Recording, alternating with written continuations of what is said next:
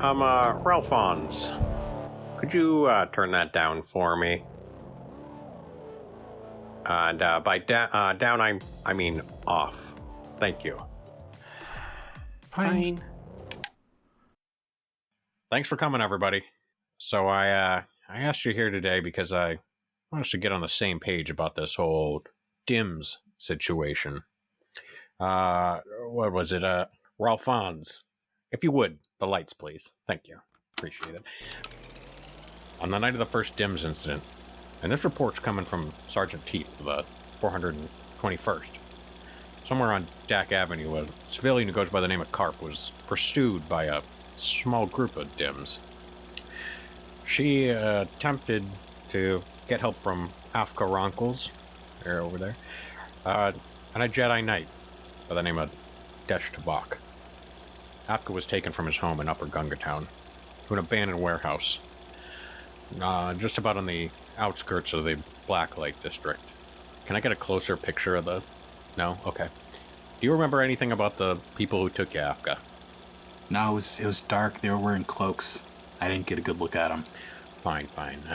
Well, with the assistance of Jedi Tabak and the Weekway, who only goes by the name of June, Carp led a daring, if I may say so, bold rescue mission for our Gungan friend here. My associates and I, we were on the scene shortly after, thanks to a tip from another Jedi, Master Debo Bren, pictured here, quite tall. At the scene, we found numerous artifacts from various cultures across the galaxy.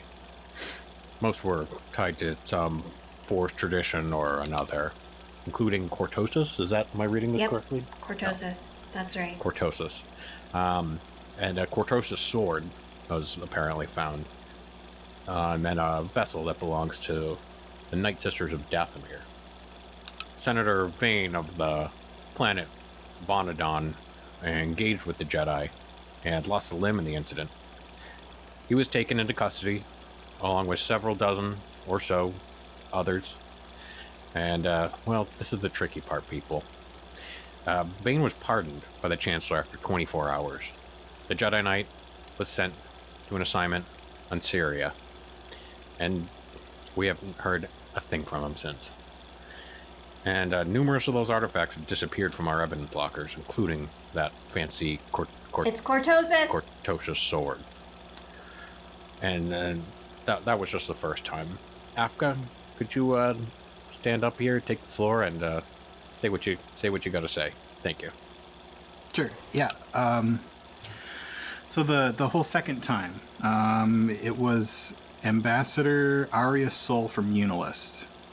She and a clone trooper, Claw, from Clone Intelligence, they were looking into a list that was copied from data found in an abandoned lab on Munilist. Unfortunately, Ambassador Sol was killed in her apartment over possession of that list. No relation to me.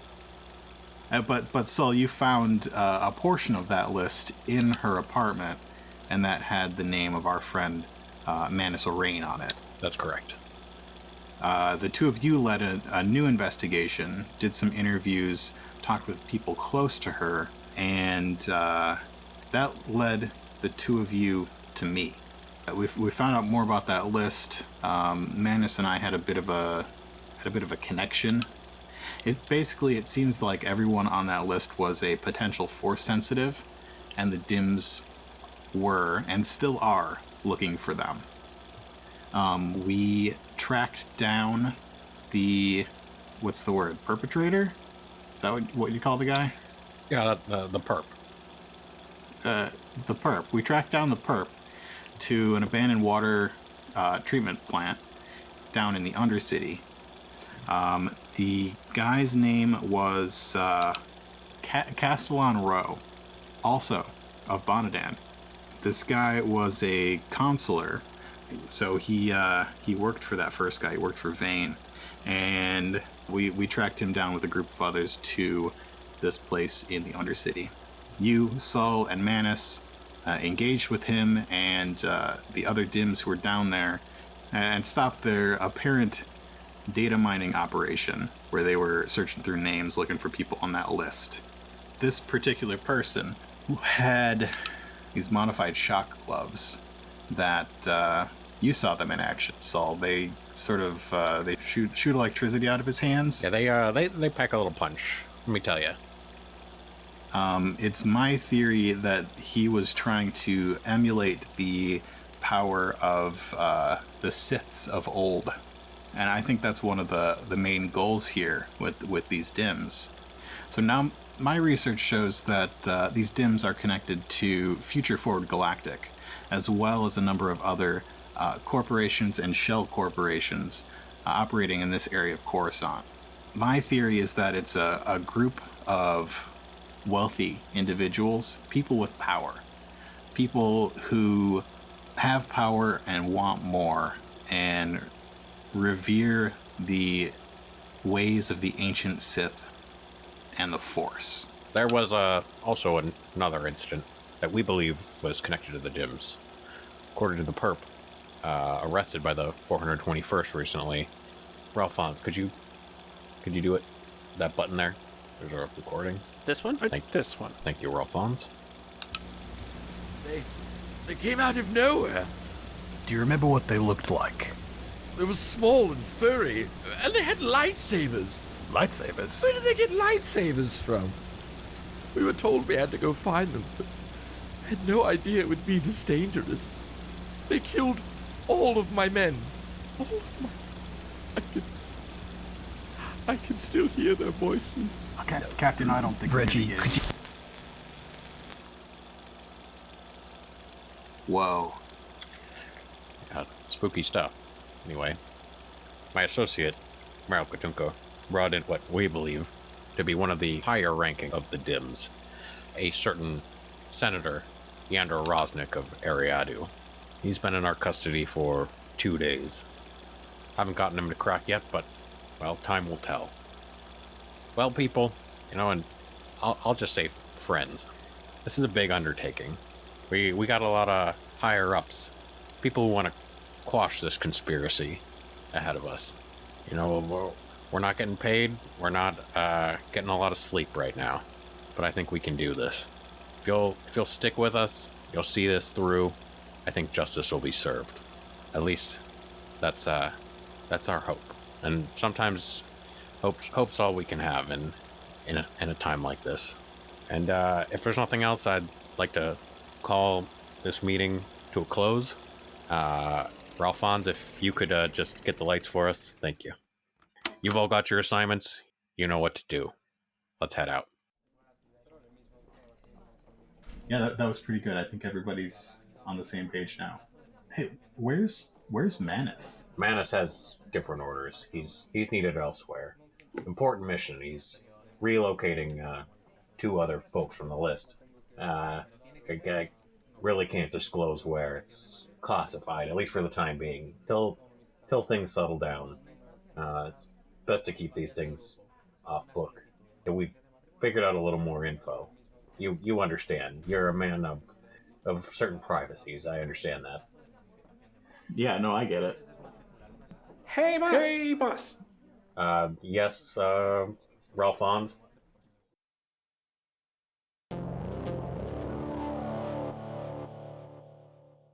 There's more to the galaxy than you ever thought possible. What do you do when you find yourself connected to parts of it you didn't even know existed? Hello, and welcome to another episode of Coruscant Nights. Tonight I am joined again by Doug. How's it going? It's going all right. Doing well. Doing okay. How's your summer? It's all right. A lot of sitting around, like most people this summer. Yeah. You do anything fun today? I sent some emails. That was interesting. Great. I was telling Mark earlier that I started playing around with Star Wars Battlefront 2 on the PS4. I think you're a little late. Oh, I'm very, very late. But it was free. Yeah. Via my PlayStation Plus subscription, which I just randomly happened to have this month. But it's cool. My favorite thing about it is just like Star Wars sounds. Like, sound is such an important thing in video games. But just like, it's very satisfying just to shoot like a blaster and have it just like echo just right. Yeah. So The sounds of AT-ATs walking. oh man, it's so good. The sound Stomp. of Hydraulics and little clinks of metal. Yeah. I love the AT-AT and ATST laser blaster noises. They're like just so good and satisfying. I can only think of the one from the AT-AT toy where you move it back and forth and it lights up. Do you remember that? Yes. So cool. Yeah. And there's just one little noise that the AT-AT makes on Hoth that it only makes once, and it's that moment where it like turns its head and shoots one guy, and it just goes like choo-choo-choo. It's like this really, really like, in my mind, it's like they fired a less powerful laser because it has like a less powerful sound. Yeah. If you can find all of these sounds, I would love to put them in here. Can you legally do that? I don't know. No one's gonna care if you do. All right. Who are you playing tonight? Tonight, I am playing Park, the Nightcrawler. Are you going with the Nightcrawler? I can't because there already is one. There's the sports team. Yeah, but there's also the there's Nightcrawler. Yeah, that's the only reason I can't do it. But you know, the other the Night Cat. I just like the Night Cat. That's just let's keep it simple. The Ragazak. Yeah, see, that doesn't roll off the tongue. What are the other names? There's a couple of them. I don't remember. Okay, fine. Can you tell us a little bit about Park? Yeah, so Park is a Cathar, and I think I looked at your illustration of Park, and he's kind of got a kind of a orangey red fur.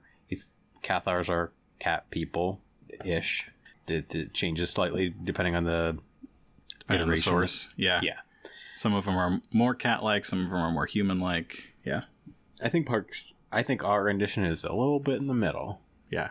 And Park goes to high school. Yep. Although I don't know what high school is called in Coruscant, but it's probably something stupidly complicated. Yeah. I think maybe we might have called it Space High School. Spice School. This is definitely the second time this joke's been made. He's 17 years old, and if you've probably listened to his previous episodes, he's a little bit of a vigilante. And then, so last time on Coruscant Nights, we saw Park sort of going about his day-to-day life. He went to school, he faced his bully, and then he went to, like all high school students, his after-school internship. At Aurora Biotech, where he ran into Dr. Skorlix, who seemed like he was up to something fishy. Skorlix. Yeah. Do you remember Park's voice? What I like about Park is that his voice is basically just like my voice, but with like more dramatic intonation. I think there was a lot of just like, oh geez, hey, watch where you're going. Have a nice trip. It's just like quippy. So yeah, he got suspicious of Skorlix and then went about his nightly routine of looking for big trouble in Little Onderon. And he came across some creatures invading his school. Bird dogs. Why did it have to be bird dogs? No, but he had never seen anything like this before. But I think he pretty quickly assumed that there was a connection to Skorlix. Indeed, there was. I think Skorlix got like whipcord throwered attached to the ceiling. Yeah, in classic, Yeah. In a way that only the Night Cat could and has ever done. Yeah, only the Night Cat, no one else. And you did find a golden business card. I do remember that. With the name Rentha Gregor on it. What is it? Rentha Gregor. Rentha Gregor. Yeah. Okay. And before we go any further, we should roll our force dice for our destiny pool. Okay. I got 2 light side. I got 1 dark side. Only 1. Only 1. But here's the thing. Oh, boy. We're doing a little thing called Donate for Destiny. And our buddy Sam, over at the Starbirds podcast, has a little message for you. And I'm assuming that this is going to be a dark side. I felt a great disturbance in the Force, as though millions of voices suddenly cried out, "In celebration!" Enjoy these light side points from your friends over at the Starbirds podcast. And remember, you must always be a force for good. Actually, Sam was feeling generous. He donated to make your entire pool light side. Aw, way to go, Sam. So when you donate 10, we're going to add 2 Destiny points. So rather than 3, we're at 5. And then they're all going to be light side. Wow. You know, it's nice to have a little light and dark time. I hope you use them. I'm going to use all of them. I'm going to use them. My first roll, I'm going to use one. Okay. So after his encounter at the high school, what does Park... We narrated Park going home, didn't we? I'm guessing that he jumped on his hoverboard and just sped on out of there. Or maybe he whipcord throwered home. Yeah, let's just flash forward to the next morning. Okay. Park wakes up after a hard night as the Night Cat. It's exciting, lots of stuff happening. I'm sure lots of questions lingering in his mind. I don't remember this, but I think it was Friday. Oh, so is it Saturday? I think it's Saturday. Nice. So it's the weekend. Tonight is the night of the big pod race downtown. What is Park gonna do with his time? Sorry, I got caught in my own thoughts because I really thought you were gonna say tonight is the night of the big dance. That would be great. But then you'd want to go to the dance probably. Yeah, and then you'd Maybe it should be. Oh man. No, I don't want you to have to play Park's girlfriend. Tammy Jr. Oh no. Oh no. That seems like if that was gonna be part of this game, it would end up being the entire game. Okay, so tonight's the night of the big pod race. And what is Park gonna do? Oh boy. No, tonight's the night of the big dance. Oh no. It has to be, right? Oh no. Okay. Hi, Park. So, it's the weekend. Tonight is not only the night of the big pod race, but it's the night of the big dance. Oh boy. What does Park have in store for his day? I think he might have forgotten that tonight's the night of the big dance. Uh-huh. How's he gonna remember? Do we have to Okay. You want to describe Park's room for me again? Okay. Park's room, I think, is pretty... It's a little unkempt. And that's because he's a busy guy. He goes to school, he's got his internship, and he's fighting crime. And I think he's got... his bed's probably pretty often totally unmade. I think that there are some... I think we've established that there are some band posters and stuff. Mm-hmm.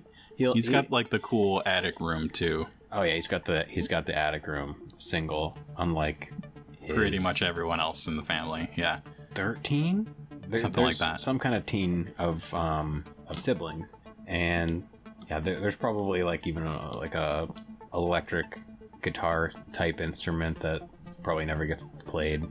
Mm-hmm. Probably some shelves over his bed, alarm clock. There's like a Slurpee cup with like a little Slurpee left in it. And when he wakes probably up, a lot of books. Yeah, a lot of books. He's probably got his desk with something covering his current experiment so that nobody sees it and messes with it. Mm-hmm. It seems like the rest of the house is up by the time he gets up, and you can hear people downstairs and yelling and the usual Saturday morning nonsense that happens in this household. Yeah, that's pretty typical, and I think he crashed out pretty exhausted, so I think he's kind of sleeping through it. Did he set his alarm? Does he have anything going on today? He probably doesn't have much. He might need to stop over at, I think he actually needs to stop over at his internship for personal reasons. Because I think he was personally developing an improved whipcord, I think, at our last game. Yeah. So maybe it's like finished. Yeah. Like he sort of left it going. Yeah. It's, I was picturing like some kind of it's like a pair of things that turn in the opposite direction of each other and spin some sort of braided cord. Yeah, and then microscopic braiding. Totally. So he's got to go grab that. Okay. And then other than that, probably a little vigilanteing, and I don't know, maybe a little research if he's got time. Yeah. He can take a look at this card that he got and jump on the HoloNet and Google the name at the very least. I think that's probably what he's going to do first thing, actually. Okay, so he's sort of groggy, half awake, and there's definitely some noise coming from downstairs and banging around, and eventually somebody bumps into something down there and it sort of shakes the wall, and one of the things that is on the shelf above Park's bed falls off and falls on Park. Mm-hmm. You know what it is? What is it? It's the talking Mando Man. And it falls on his head and says its famous catchphrase. You're in trouble now. And then off in the distance, there's somewhere down below the voice of Baxter. Oh, because it responds. Yeah. And the Baxter's under the bed or something. Freeze him in carbonite, Mando Man. All right, so Mando Man falls right on Park's head. Mm-hmm. And Park wakes up. What is this? Tosses it aside. It's too early for this. What? He looks over at his clock. It's like 11 o'clock. Oh, boy. I've got stuff to do. All right, I'm up. He gets up, gets dressed, reaches in his pocket, pulls out that business card. Yeah.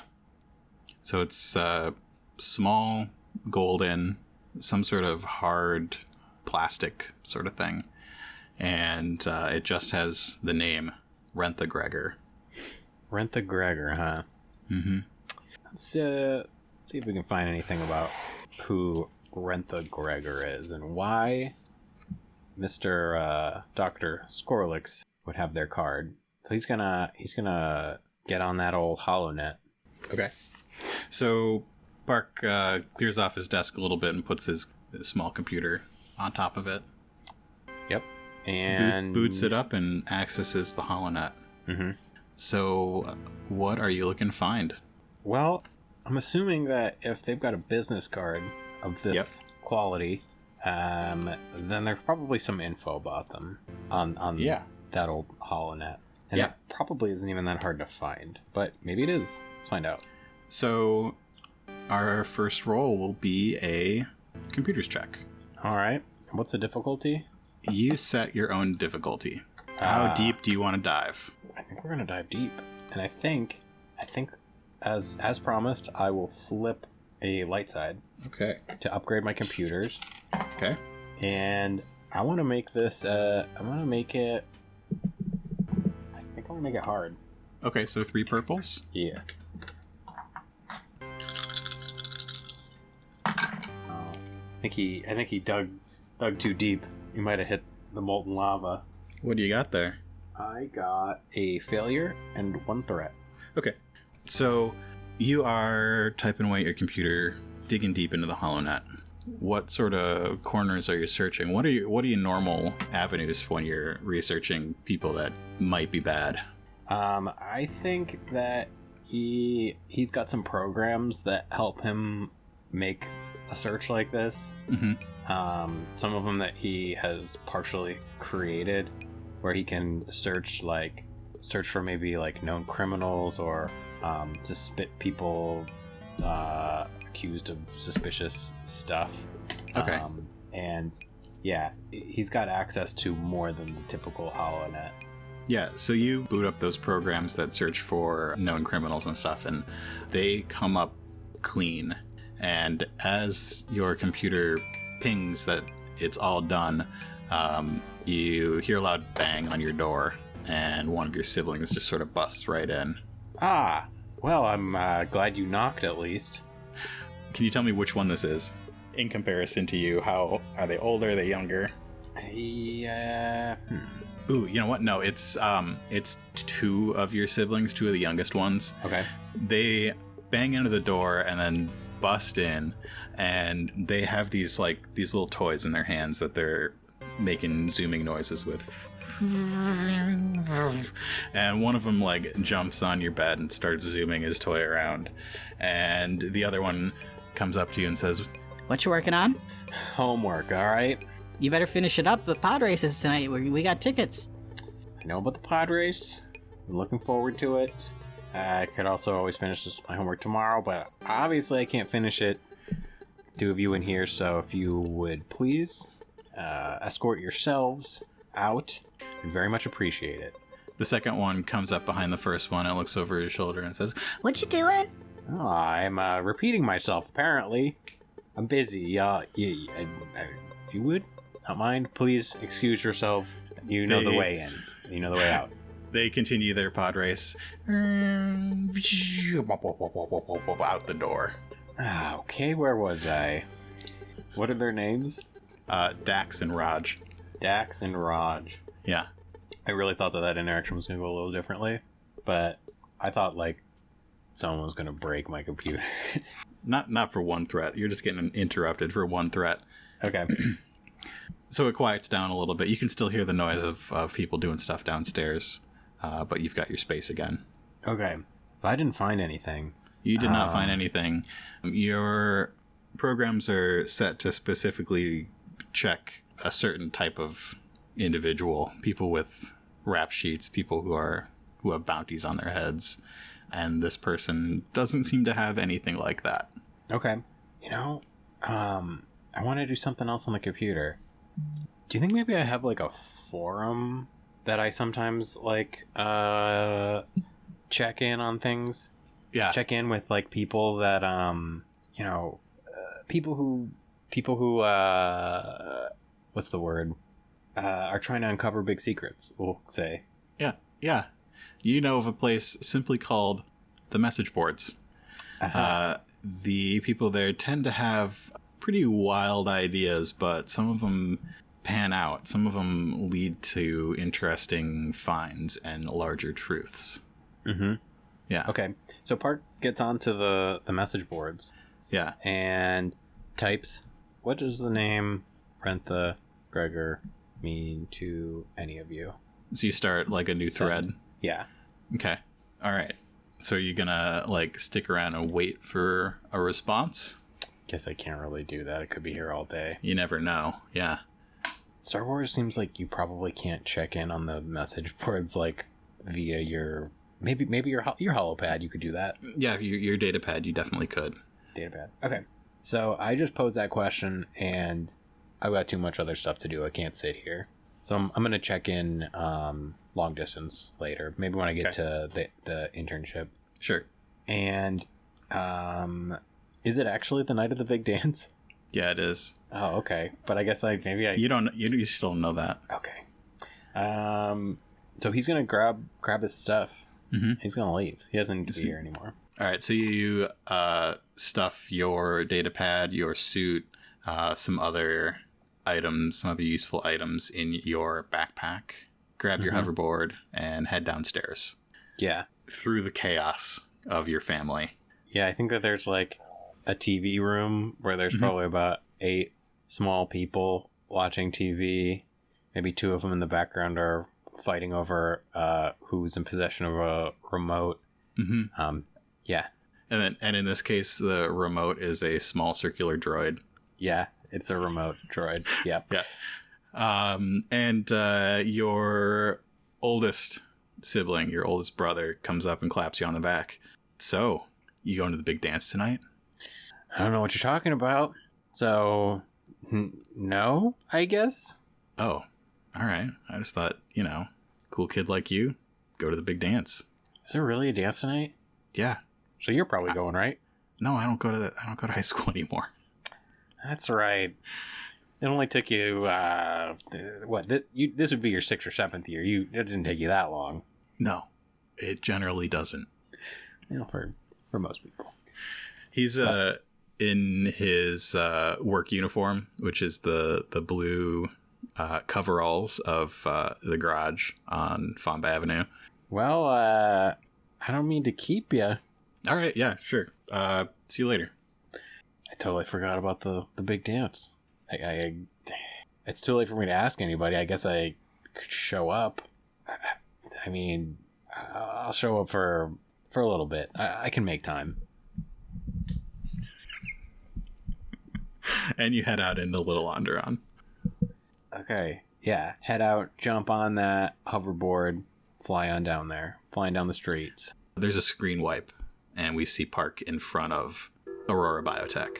Ah, my playground and my prison. Back to work I go, but hopefully not. Hopefully nobody talks to me. Here we go. So Aurora Biotech's this big, shiny glass and metal building up in Dak Avenue. It is actually getting a little bit of sunlight up here. On your way here, you saw that downed separatist vessel that is still spanning Dak Avenue. That there's a hollow police tape around that they're dismantling slowly over the past couple days. The inside of the Aurora Biotech is pretty quiet. The security guard is still up front at his post. You just check in and head down to Manny's lab downstairs. Okay. Pick up my Durasteel filament. Yep, you pick up your cord, stow it in your bag. Is there anything you want to do while you're here? Well, I now know for certain that Dr. Skorlix was a no-goodnik, a bad seed. I might do a little poking around in his laboratory. Okay. I don't know what I'm looking for, but I mean, I found the business card on him. I can only probably find more in his workplace. Yeah. So you were in his lab yesterday, which seemed pretty cleared out. You found food for various animals, and lots of equipment down there. And as you enter, the lights sort of click on automatically. It's still pretty stark in here. It doesn't look like any work's been done in a little while. They still haven't fixed that door that's broken on the far side. Mm-hmm. One thing we didn't mention in the last one is that adjacent to this room, through an additional door with a glass window in it, is Skorlik's actual office. Okay, I think I'm going to... Well, I'm definitely going into that office. Okay, so I'm going to say that I'm going to flip a dark side point over, because you try the door and it's locked. Okay. It's got one of those little keypad computer panels on it. Okay. I am going to, of course, take out my data pad, run a little cable to the this keypad. Yep. I'm gonna hack. Yeah. I want to make it average, and I'm gonna add a setback for what? For Skorlik's personal security. Okay. I'm glad that you added the setback, because it gives me an opportunity to use my talent, Codebreaker. That's why I added the setback. I figured. Thank you. Appreciate it. Yeah. That was worth the 5 experience points. It's nice to know your player's talents so that you can make the difficulties coincide. It's also nice to know your own talents sometimes. It is. Yeah. Sometimes it's hard to remember them. It's really hard for me. I have like 15. Okay. So, yeah, I'm going to do a computers check, and I'm going to flip, because I can pretty much, at this point, I can flip every single roll for the rest of the game. What, narratively, why are you flipping? Like, is your data pad, you've got one of those programs that you wrote on it or something? Yeah, I have a program on here that I built, and I based the software off of the doors around Aurora Biotech because I'm here so often. Okay. Still not an easy roll, but I got 2 successes and an advantage. Okay. Do you not have good computers? Apparently you don't. It's not the best. Why is your intellect so low? I thought Park was like a nerd.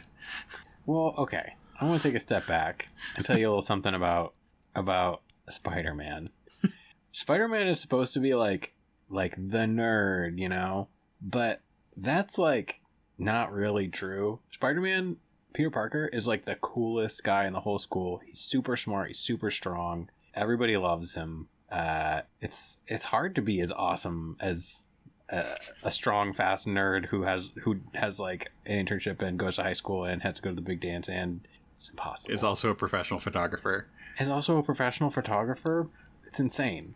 So as much I think narratively Park is all those things, but except the professional photographer. He's not the professional photographer. He's pretty smart, but he's got so much on his plate. He's a teenager. It's impossible to be the best at everything. Makes sense. Okay. But I did hack it with 2 successes and 1 advantage. Okay.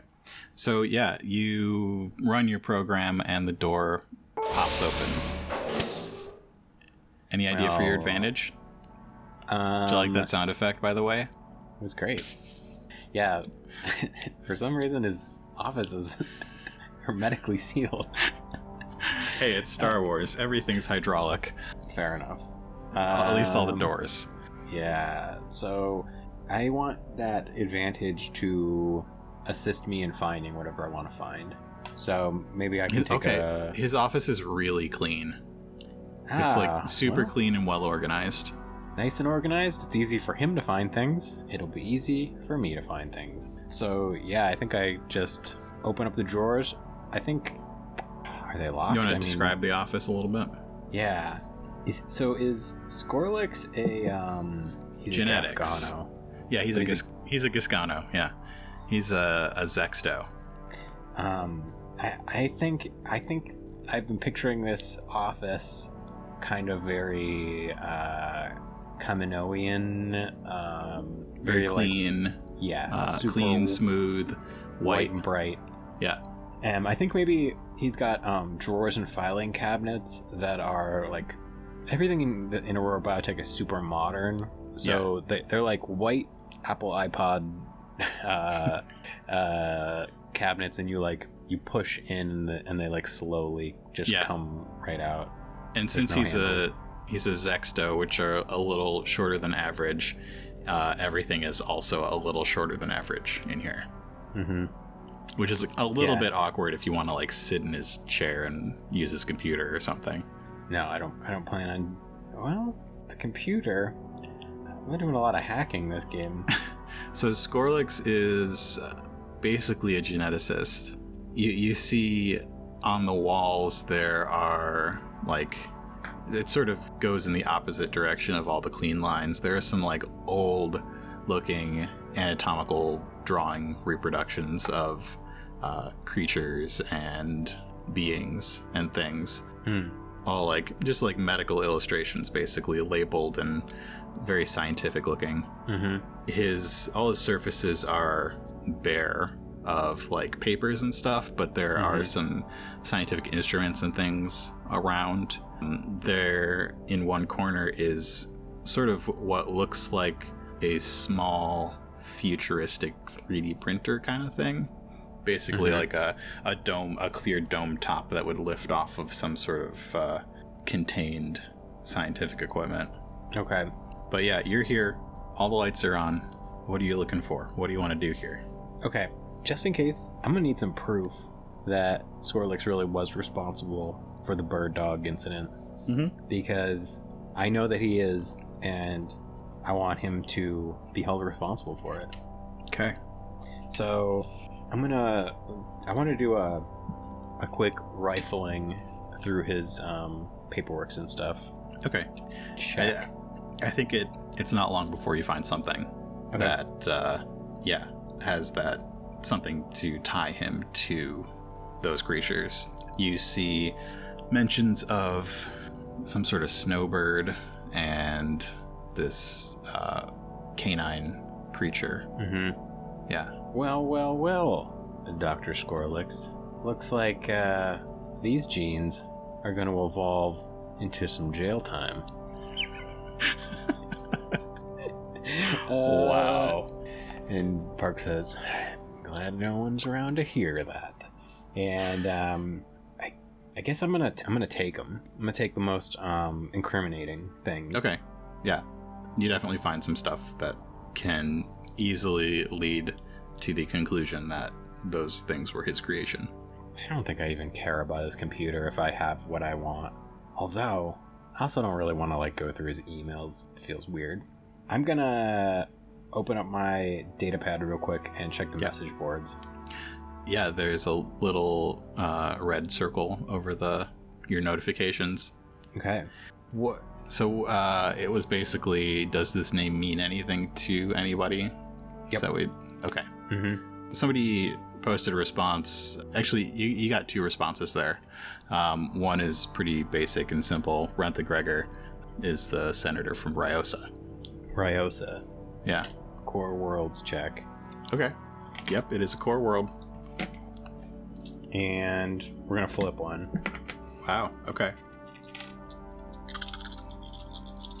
And I got 2 successes, 2 threats. Ryosa is a core world. Lots of factories, lots of large-scale manufacturing. It close ties to the Republic. It's definitely a Republic-owned planet. The factories there go into the big Republic war machine. Did you say advantage or threat? 2 threats. 2 threats. Okay. You don't know very much else about the production that they do there. You've seen your older brother with Ryosan mead every once in a while. Okay. Ryosa. So I'm familiar with it. You've heard of it, yeah. They make stuff. They make stuff. They make all kinds of stuff. Yeah, but mostly war stuff. Mm-hmm. This is one of those, they make it for both sides kind of things. Maybe a little more for the Republic. Probably, but yeah, more Republic. Okay. Well, and this person's a senator. Yeah. So they probably have carry a lot of political and economic weight with this war and with the Republic in general. Seems pretty likely. So why would Dr. Squirrelix have a connection to a senator that holds a lot of political and economic power?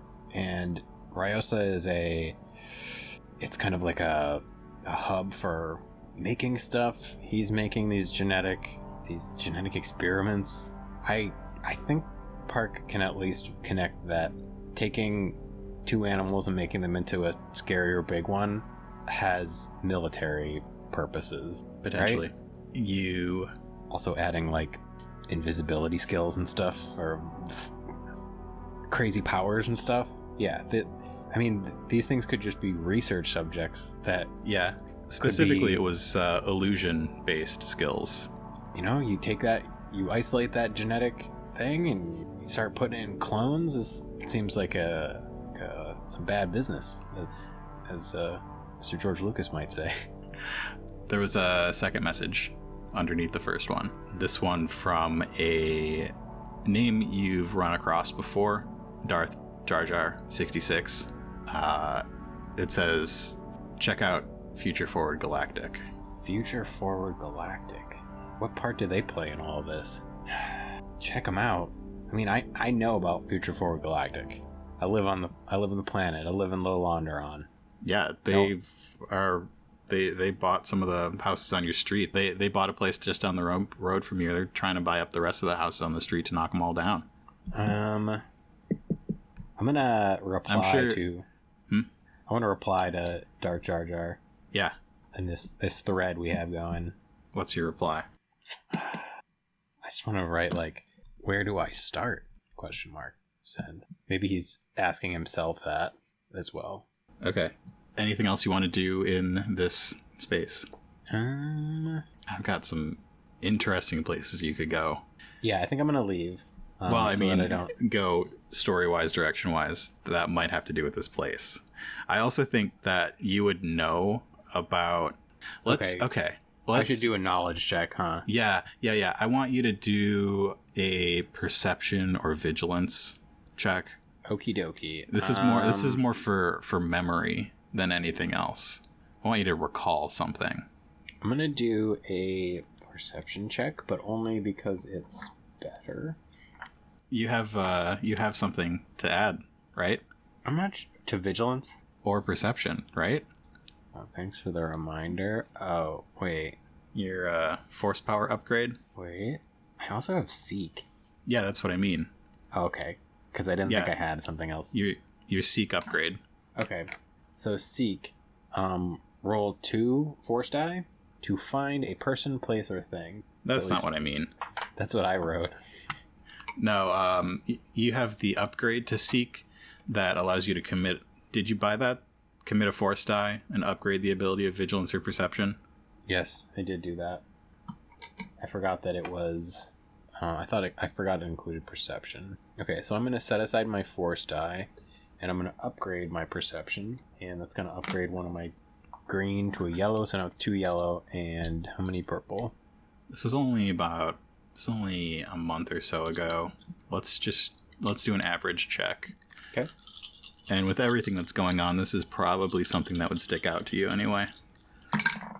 3 successes. 3 successes. 1 threat. So you recall you were just thinking about Future Forward Galactic buying up the places around your house. That old Bogdown house that they bought, your sister, like maybe a month back, went in there with a couple of her friends. She would have told you about the snowbird that they found, the secret lab. Maybe you didn't have time to investigate it at the time, but yeah, somebody was doing experiments on the same type of bird a couple doors down from where you live. Huh. Seems a little too suspicious to be a coincidence. Bogdown house. The bird's here. I think when he first heard that story, he was probably half paying attention, thought it was some Halloween prank or something. Excuse me. Halloween. Halloween, correct. But yeah, it's all coming back to him. And that house was bought by Future Forward Galactic. It was owned by Future Forward Galactic, yeah. I think it's worth doing a little investigating. What kind of investigating do you want to do? Well, I'm still in Dr. Skorlik's office. Mm-hmm. Is there anything in the paperwork that I have in hand or in front of me that might have some kind of paper trail to the Bogdown house? Okay. You start looking through those papers. You see names of the species, some of the work that they did, Skorlik's name on it. You see another name on it as well. It's only on the older papers, the older things on this subject. You don't see this name on any of the newer ones, any of the ones from within the past month. You see the name Dr. Skazborg. Skazborg. Am I familiar with this name? You are not. Skazborg. How often are you on the message boards? I think he pops in there like twice a week. Twice a week? Yeah, during when things seem kind of slow on the main streets. Okay. But I think when he pops in, he like reads everything. He reads everything. So then he has run into the name Skazborg, but it's like it wouldn't be the same. It's people are talking about they call him old Skazborg. Oh. So it's some creature that lives in the lower levels. Ooh, Skazborg, huh? Yeah, I got a pretty busy day. Do I have time for old Skazborg? Basically, it's described like one of Coruscant's Bigfoots. Some mythical beast that nobody ever sees down in the lower levels. All right, let me just connect the dots for myself again. I was looking up something about Future Forward Galactic, the Bogdown house, in Dr. Skorlik's paperwork. And you're telling me I found the name Old Skazborg? you found like, so every once in a while you'll see like a signature of Skorlik's. Uh-huh. On the old papers you see next to Skorlik's you see Skazborg. So wait a second. I'm looking at some signatures of Dr. Skazbor? Yeah. A man who shares the name of one of Coruscant's cryptids? Yes. This is almost too silly for me to even try and connect the dots, Park says. I'm gonna take this all and I'm gonna sit on it. I mean, am I gonna go on a monster hunt to try and find a monster or a scientist that's got some answers for me? Okay, yeah, I don't have time to do that today, but I'm gonna keep that on the burner. I just don't know. Do I have enough to convince myself to go on a monster hunt? I'm gonna jump back on the message boards. Mm-hmm. Is this game just gonna be me like on social media? I don't know. So your last message was, where do I start at looking at Future Forward Galactic? Park heads back onto the message boards and sees that he has a private message from Darth Jar Jar 66. Where do I start? Is what you asked. Mm-hmm. Okay, so he sent you a file with a message, and the message reads, "These are all of the most suspicious purchases of Future Forward Galactic in the past 6 months. They don't make sense. Property that nobody wants, that can't be developed." Okay. I think that he thinks back to the story his younger sibling told him, and I think he wants to check this out for himself.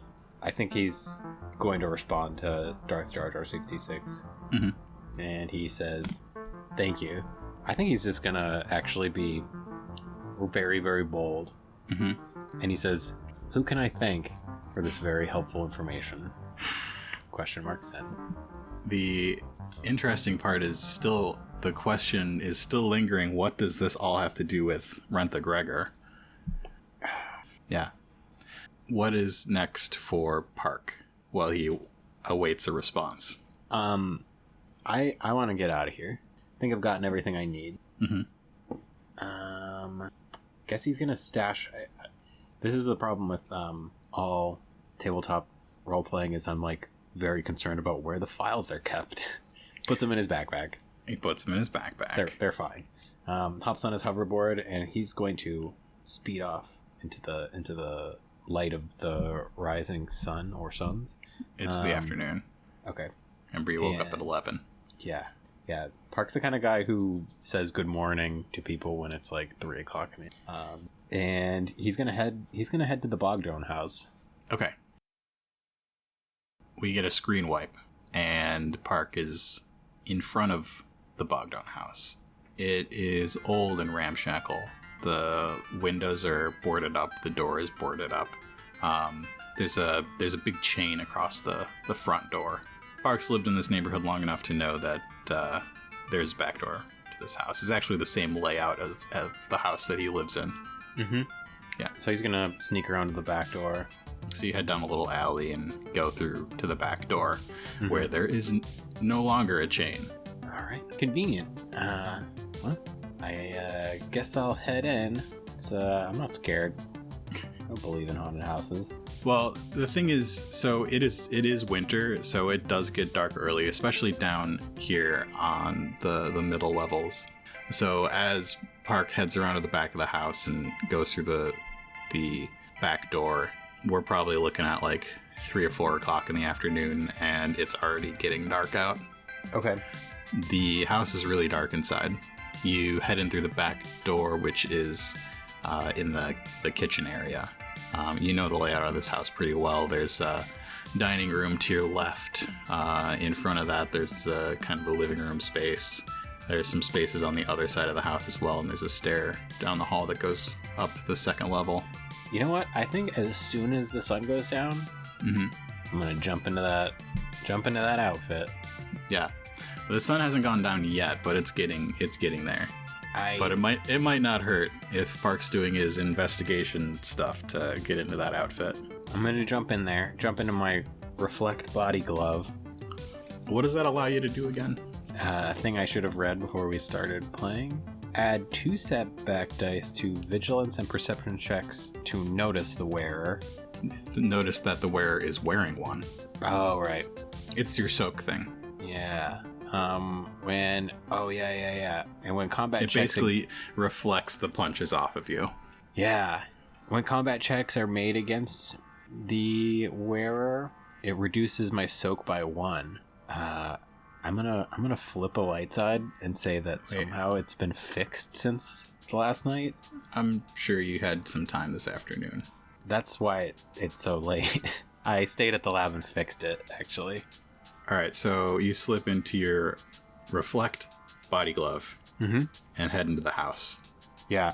I'll also mention that I got my electronoculars on. Of course you do. So you're looking around, and and everything's sort of like shades of green and black as you're looking through your electro goggles. And this just looks like an old dusty house, and you see the old photos hanging on the wall of the people you know as the Bogdones, or you knew as the Bogdones, who don't live here anymore. A pair of Dougs. There's an old dusty sofa off in the room in front of you. Where is Park gonna head? I've got 2 ideas. Yep. So I can't use seek. Unless you know what you're seeking. Well, I'm seeking the bird, but I guess maybe I remembered part of the story that the bird's not here anymore. Yeah. So I don't know what they brought the bird to the zoo. I'm seeking like future forward galactic tech and stuff like that. I also have a scanner. I wonder if I could turn it on. A general purpose scanner. What does it do? It scans. What does it scan? Electro waves. Is that what it scans? Well, I don't think it's specified in the description I wrote. It's a relatively small piece of equipment used to identify and record a variety of data, such as detecting life science heat signatures, radiation, etc. I want to look for, radiation. I want to look for all those things. It can look for all of them at the same time. I think with these things, you normally pick one thing. I see. But, sure. So, you power up your scanner and sort of sweep it around this room and the building. There aren't any electrical signals coming from anywhere. It seems like the power is turned off here. You don't detect any heat signatures in the building. It doesn't seem like anybody is here right now. What other things could it detect? I mean, radiation and heat? Well, not heat, but radiation might come off of something. Yeah, there's like trace. There's like just a tiniest signal of radiation coming from one of the rooms upstairs. Okay. Well, I'm going to sweep through the house. I'm going to comb over things in a way that he's probably done a bunch of times before. Yeah, it seems like there's something in one of the rooms upstairs and the basement. I think he's going to go upstairs first. Yeah. He heads up there. You climb the stairs. You notice that it looks like at some point something large was dragged up these stairs. You see like the scrape marks on the wall and on the metal floor or faux wood floor or whatever kind of floor they've got here. I think it's like a faux wood, probably. And you head to the room where you determined there were trace signs of radiation. Opening the door to the room, this room is very different than the rest of the house. The rest of the house seemed like a normal house where people live, but now that you get in here, you kind of get the idea that that's what they wanted you to think. This room is kitted out in a similar fashion to Skorlix's lab. There's lab equipment everywhere. There's a huge computer on one wall. Everything's off right now. There's no light in this room anymore.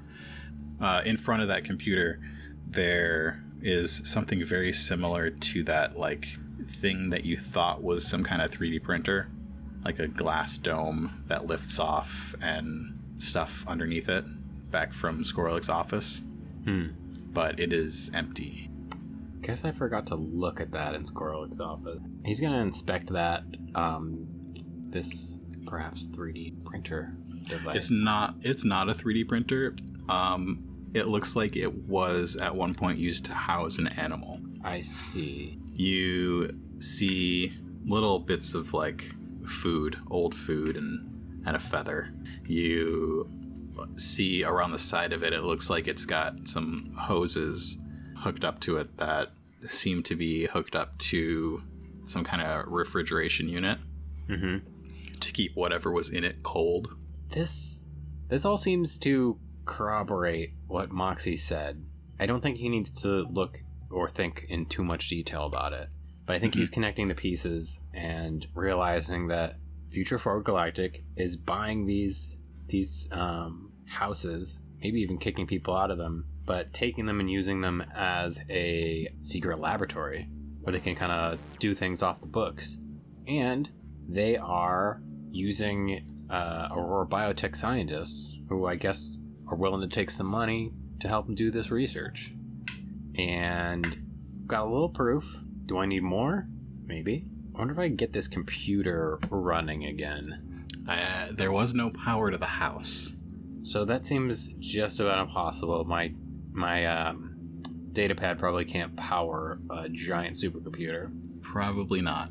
Okay, I'm not going to worry about it, because basically none of this stuff's going anywhere. You've got a message on your datapad. Ding! He takes it out and takes a look at the message. I'm not prepared to tell you who I am, but we can have a conversation. Meet me in 2 hours at Eggs Noodle House 2. All right. He sends a message back. Roger. Send. Okay, I've got a plan. I've got something to do. Still gotta go to the pod race. Still gotta go to the big dance. I want to check out that basement real quick before I leave. Oh, do ya? Yeah. All right, so you head back onto the hallway and downstairs. Mm-hmm. There's a door on the back side of the staircase that, leads to the basement. Mm-hmm. As you open that up, it is, again, very dark, and you're only able to see with your goggles. Mm-hmm. As you walk down the stairs, it seems to get even darker. And what does the Force seem like to Park? Honestly, I think that Park has no idea that he has any kind of Force ability. Yeah. He kind of just thinks that I think he doesn't realize that he's kind of like exceptional. Mm-hmm. I think he kind of takes it a little bit for granted, maybe. Okay. Yeah, he thinks everybody is kind of exceptional. Maybe he thinks he's better at tapping into it, but it comes very naturally, I guess I'll say. Yeah.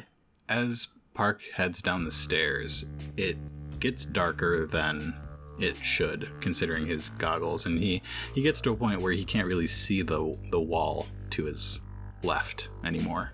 And the staircase seems to be going on a little bit longer than it should. Mm-hmm. I'll flip a dark side point for this experience. Okay. As he walks, it's like something opens up a little bit for him. He doesn't really perceive the Force. The Force for him is more like his physical ability. I mean, he gets ideas of like where things are every once in a while, but that could just be his intuition. He is pretty good at intuiting things. But as he goes down this staircase, he sort of feels like how he feels when he gets those little flashes of intuition, or when he does things that he knows that he can do, that he figures other people can do, but he doesn't really know. Mm-hmm. It's like that feeling. And as he sort of looks around, he sees this web that like reaches out and touches the people that are in the world around him. So it's like he's walking down, but he can see beyond where he is standing. And his house is right down the street. And if he looks up and to the right, he sees like this web connecting him to the dozen or so bodies in that house who are also all connected. And he sees a couple little strands of web go from one of his sisters to the house next door, which connects the two people over in that house. And from there, that web sort of spreads out and connects to other people in other portions of the city. And if he follows it, he can see the connection from him to his sister Moxie, to her friend Mimi, and a small thread from her friend Mimi off into the distance of Little Onderon to a little bird. And then he sort of snaps back to himself. And he's in this dark basement. It's still really, really dark. In one corner, there is a little passage. It seems like it's a little tunnel. It looks like it's dug out of the basement. Dug out of like the concrete of the floor. I think he is going to check it out. It's small. It's like he'd have to get down on his hands and knees and crawl in. He's done worse. He knows what a TV dinner feels like. As he crawls in, it gets pretty dark and claustrophobic. Can I get a discipline check? It's pretty spooky. You can. Discipline is not good. It's going to be... It's not the scariest thing he's ever seen or done, so it's just going to be an average check. I'm going to flip to upgrade, because despite his discipline not being the best, he knows that this is not a time to lose one's head. And I got 3 successes and 2 threat. Okay. So Park continues on down this tunnel. And as he goes, it gets a little bit tighter and a little bit tighter. And it's like squeezing in at his shoulders. And he gets almost to the end of it and realizes that it hasn't been completely dug out yet. But he can see through to what is on the other side. It looks like it leads into a bigger tunnel.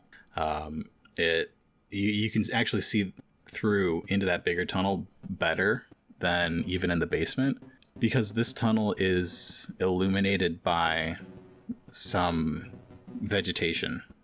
It's like moss glowing in greens and turquoise and orange and other glowing colors, and there are little like glowing like fireflies floating around down here. There's a little bit of water flowing along the bottom of it. Okay. I think he's gonna try and force himself through, or he's gonna try and I think he'll try and use his claws to dig it out a little bit so that he can squeeze through. Is that something that he could reasonably do? It's something he could try to do. I think it's gonna be hard. Okay. He's gonna try. Yeah. So will that be a brawl check? Brawl check to claw, coordination to squeeze. Okay. Brawl. Can I get a bonus to my brawl because of the claws? I don't think so. It's unusual for you to deny a boost.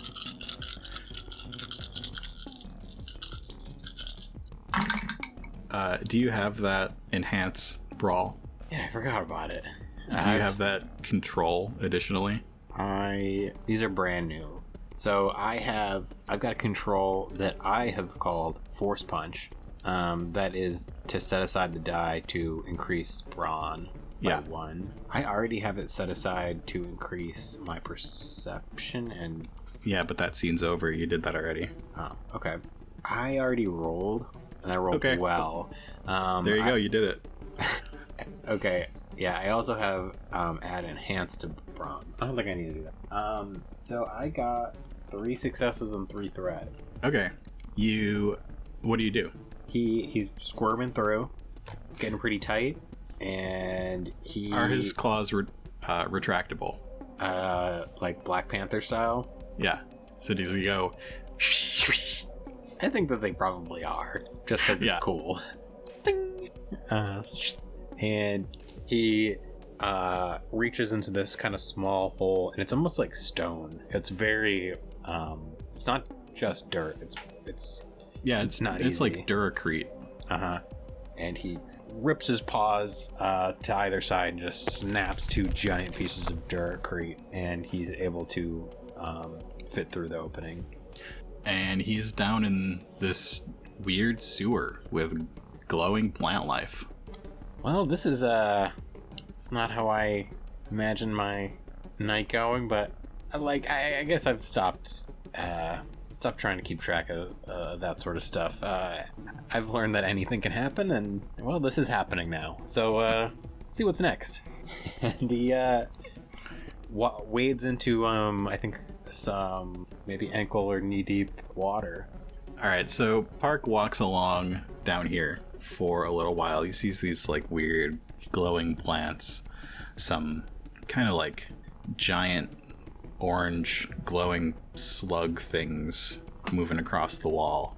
Every once in a while he hears some animal noises off in the distance. At one point he is startled by a pair of tukas as they run by. Ah! Jeez, I don't need this. And as he moves along, that odd sense of web-like interconnectivity sort of grows. There's a lot of life down here, a surprising amount. Coruscant is filled with people and stuff, but he's never really noticed that connectedness until now. Yeah, I think that this is kind of an awakening of his force awareness. Mm-hmm. Maybe not awareness that he has the quote unquote the force with a capital F, but yeah, I think he's realizing he has a talent that he didn't know he had. Yeah, I think he travels on until he reaches the life, the glowing things, the animal sounds start to peter out a little bit, and the tunnel just becomes a Duracrete sewer tunnel. The water is flowing in the direction that Park is walking, and as he walks in the distance, he sees a light at the end of the tunnel. He gets to that light and realizes that as the water is sort of cascading out of the tunnel, he has reached one of the big avenues of Coruscant. All right, great. All the things I need to do today, add showering to the list of things that have to happen for the dance, because I've been just walking around in sewer water. I think that he recognizes the avenue. Sure. And is it Dak or Famba? I want to say that this, at the very least, pushed him in the direction of Aang's Noodle House 2. Yeah. And he's probably got 10 minutes before he's supposed to meet Darth Jar Jar 66. Yeah.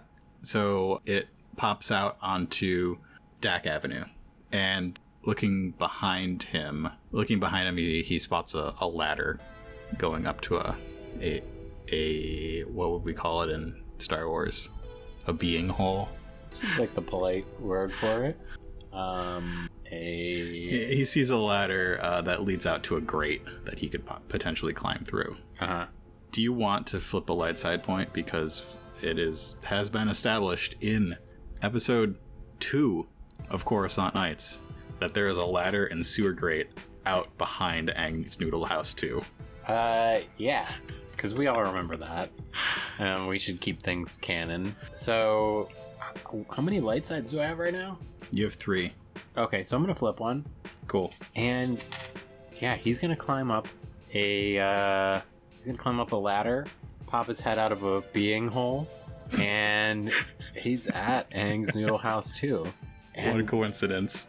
Quite a coincidence. Quite serendipitous. I think he's probably got to jump out of his outfit.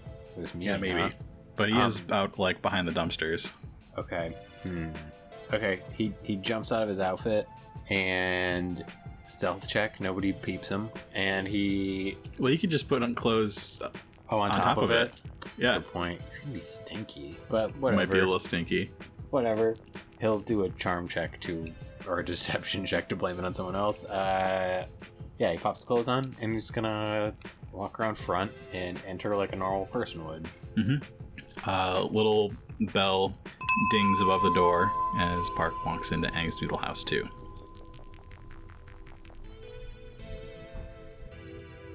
Hey, all you Coruscant Nightcrawlers. This is our 100th-ish episode, and the midpoint of the season, and maybe even the midpoint of Coruscant Nights as a whole. This feels like a special thing, so we put together something a little different. Coruscant Nights stories have always crossed each other. Just like real life, People who don't know each other affect each other's stories. This set of 6 episodes tells one big story with 4 different players. So when you hear a different player at the start of next week's episode, don't worry, you didn't miss anything. Everything is connected, now more than ever. Thanks for listening to another episode of Coruscant Nights. Coruscant Nights is a production of Nightcast Creative. For more information on this and our other projects, visit nightcastcreative.com.